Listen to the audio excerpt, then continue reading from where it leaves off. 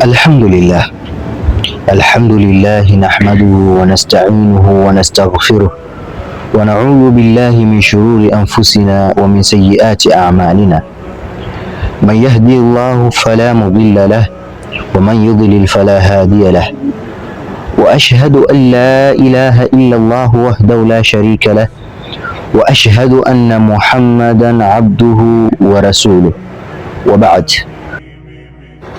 Ahibati fillah, baada ya kumshukuru Muwaki na kumpejeza rehma na amani habibuna Muhammad, nimpeje kwa bila ya kwamba channel ile ni channel ambayo kwamba ni arule kwa ajili ya kuelimishana asi kama jamii ya Wilwana.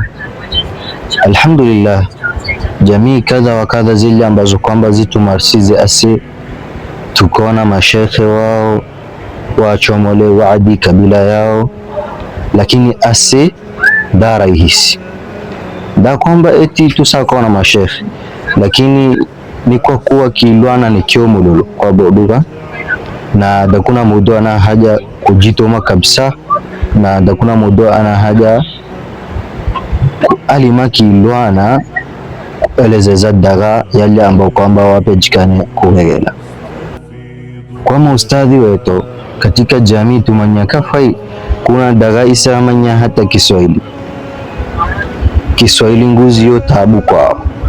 Je, wale ambao kwamba waisomi dini wamanyi Kilwana na wasashughulikia katika kuwagazeza daga yao Kilwana mwakuza kwa bajeza wakati daga katika daidwa ya Wilwana ngekuza kuzi alam yatikum nadhir.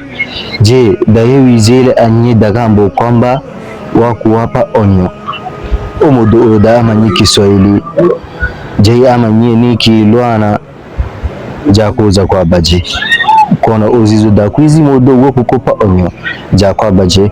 Kwa hivyo mashekhe wetu wa Kilwana emini anzishize na da kwamba eti ni somi, walakin ni kwa kuwa nina hamu ili ya kugaza daga kwa kutumia lugha ya Kilwana. Kwa hivyo ni musie mashekhe wetu lea tujitahidi katika khutba, katika darsa, tuhakikishe daga yetu wale wapate kufahamu dini, ili Muwaki akuweza kutusaidia atuepushe na adhabu galigari zile ambazo kwamba daga wamuasize wapangiru. Kwa hivyo ile ambayo kwamba nigewaomba guye uwe Mwilwana, hakikisha unyerie ukasubscribe channel yenu na kila video uipatie ukiitoma kwa daga boto, ili daga boto wapate kufaidika. Umenguzi Kilwana dani kimanyia kafai amu manijitahada wajada, ule ambaye kwamba ajaribie udunia. Kwa hivyo mimi ni mujaribu na kujaribu kwemi dani munisaidie insha Allah. Kwa hivyo tuhakikisha ya kwamba tujami lugha yetu,